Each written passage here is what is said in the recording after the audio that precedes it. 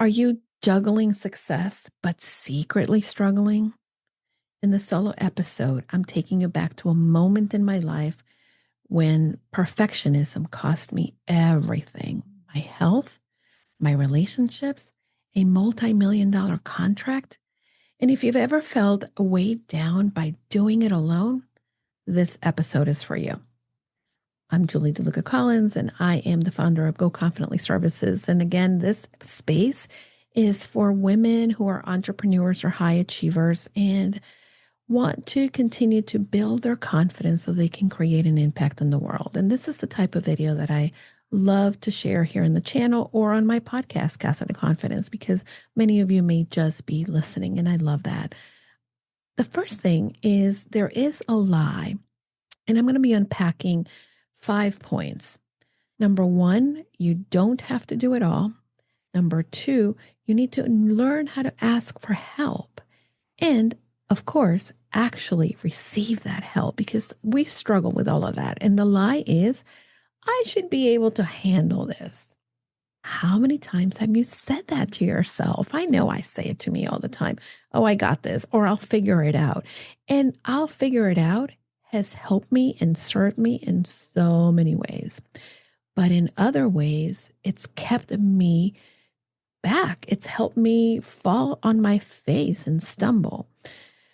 I want to tell you that there's a myth that asking for help is a sign of weakness. And I know that many men feel this, but for high achievers, I'm there. And at times, asking for help has been the last thing that I do.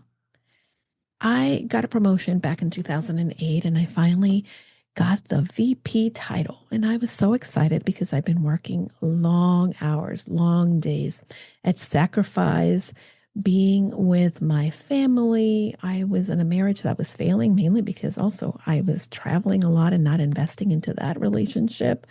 I also had my health suffering, but I was thrilled that I got the promotion because I'd finally arrived and I had worked my ass off for that. The thing is that in the middle of getting that promotion, I didn't take a beat.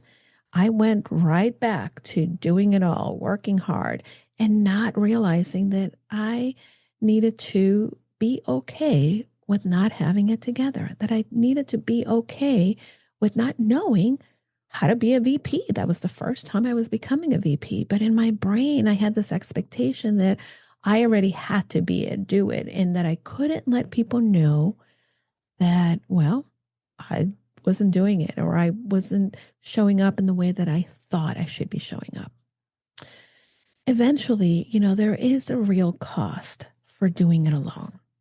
And for me, back then, the real cost came just stumbling out and really creating just a perfect shitstorm, to say the least.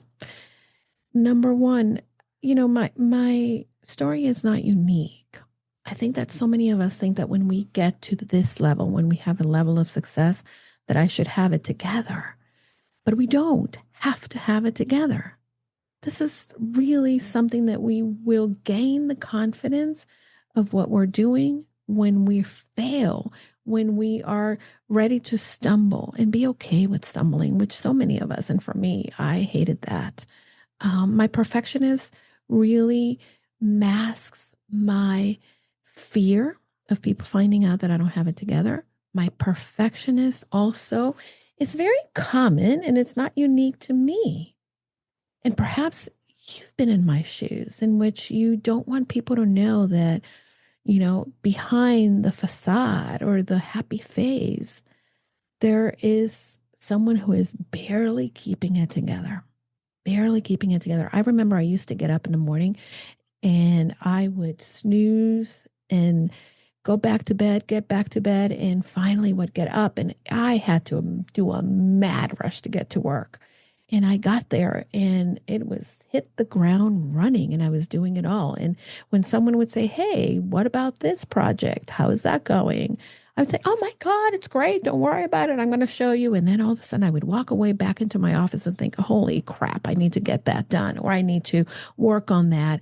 And it seemed like I had an endless list of to-dos. And I never stopped to think, what is the to don't in here? What are the don'ts that I maybe need to take off my plate and give to somebody else?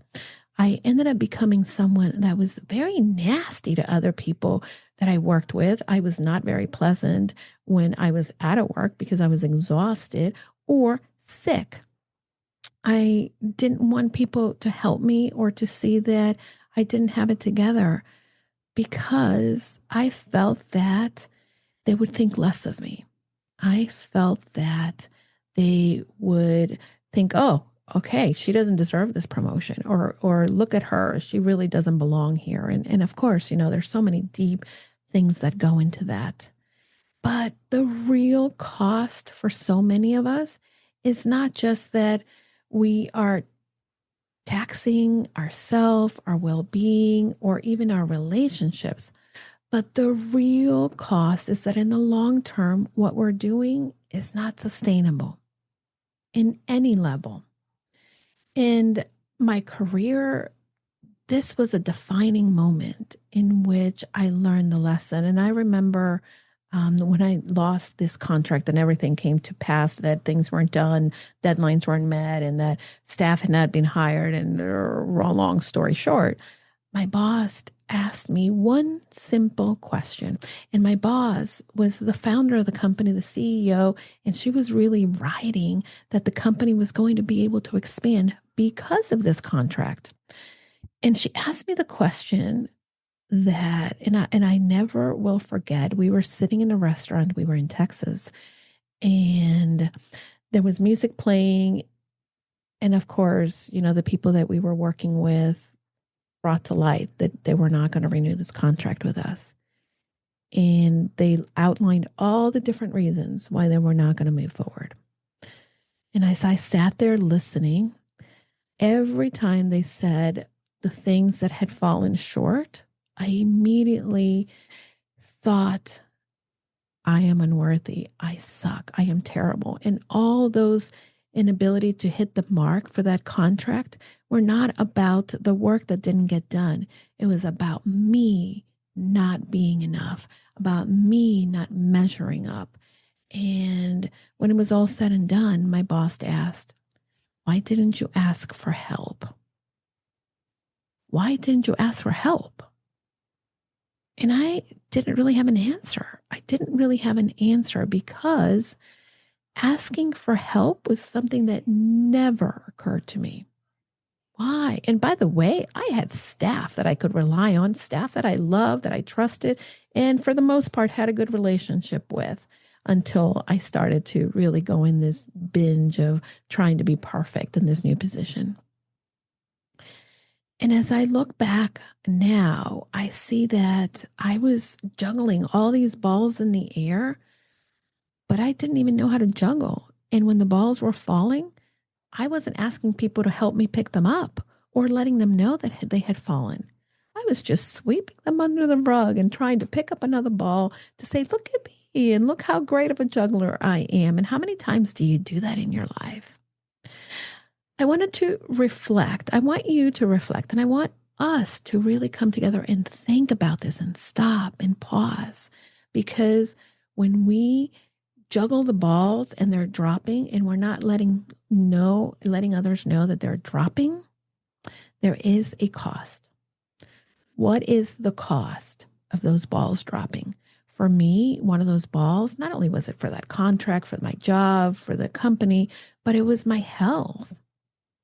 I was eating terrible. I was not sleeping. I would binge watch television when I had time off. I was not spending time outside, much less exercising. And that was a big cost. And today, as you're trying to be perfect, as you're trying to do all the things, and as you're trying to keep it together, right? Ask yourself, what is this going to cost me if I keep going this way? I want to encourage you.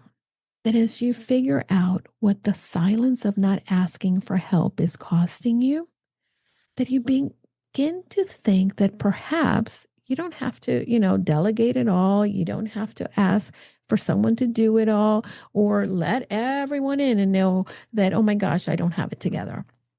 But perhaps you take the opportunity to open up a little bit, to say, okay, I'm going to do a micro ask. I want to give you permission to ask people for just a small thing. Maybe you want to ask someone to help you with the dishes or unloading the dishwasher or feeding the dogs. And by the way, this is something that came about because today I was in the middle of putting together a proposal for a prospective client. I had just gotten off a great recording. And this morning I spoke to these wonderful clients who I just love to work with. And they're doing some wonderful things in the world. They're getting ready to publish their book. And as I was doing all the things and I saw that it was 6 o'clock and dinner had not been made and I still needed to finish what I was doing and my dog was crying, I realized that I started to get angry with the dog because he was crying because he was hungry. And then I gave myself permission to say to Dan, hey, can you feed the dogs? Because I got angry that he was getting ready to go and like snooze for a little bit until dinner was ready. And this is the thing that sometimes we do. We go on about our lives being upset at others because we assume that they should know the thing. We assume that they already know that we're asking for help or that we need help. But Dan didn't know what I was working with, didn't know what's on my task to do, didn't know what my day has been like. So it's very important to be able to say, hey, honey, help me. Or, hey, neighbor, can you pick up my mail? Or maybe I need to ask someone to help me with do laundry. Or maybe I need to ask someone, I'm going to barter with you. I am terrible at social media. You're great, but you're terrible at planning. How about we do some bartering? And we help each other. Or maybe I go into a co-working space with other incredible entrepreneurs and I say, hey, I'm struggling with this. Does anybody know how to do that? Yeah, asking for help is probably the last thing you want to do if you are the one who's always kept it together, if you are the one who's always used to achieving things, if you are the one that has a high expectation for yourself. Imperfection is part of the game. Imperfection is our life. And when we think that we have to keep it together because what are others going to think, or I don't want people to see that I'm broken or that I don't have it together, it becomes this bigger burden than it really needs to be. Let's normalize and let's build a muscle where we are okay with the discomfort it's going to take to ask for help. And I sit back and I take myself back into that moment where I sat in that restaurant and I was kind of humming to myself and I felt my cheeks getting so red because I felt so ashamed that I had really messed up. And I take myself back and I tell that woman and I tell that girl, Julie, it's okay to ask for help. It's going to be hard to ask for help. And you're not going to feel great asking for help because you're not used to getting help. But that's exactly what I did. Is I said, well, I need you to help me. I need you to help me organize this. So rewrite the narrative. Ask for help because asking for help is empowered leadership. Reframe the stories that you have. Reframe and delegate, collaborate, and communicate to others. These things are the tools that we can put into our toolbox that create us as better CEOs. Nobody is the perfect CEO, but the journey is helping us build the confidence to become better than before, right? So remind yourself that asking for help is a strength, not a weakness. And it is the bridge that takes you to sustainable success. Now, I'm going to ask you to, if this resonates with you, share it with someone who you may think may be struggling with not asking for help. Number two, I do want to hear from you, right? If you're carrying a load, if you're doing something all on your own and you're not even sure how to ask for help or who to ask for help, you don't have to white knuckle it on your own. Send me a DM or an email. Go to my website, goconfidentlycoaching.com, and let me know what your thoughts are on this. Because my friends, perfectionism is a mirror. Perfectionism is a myth.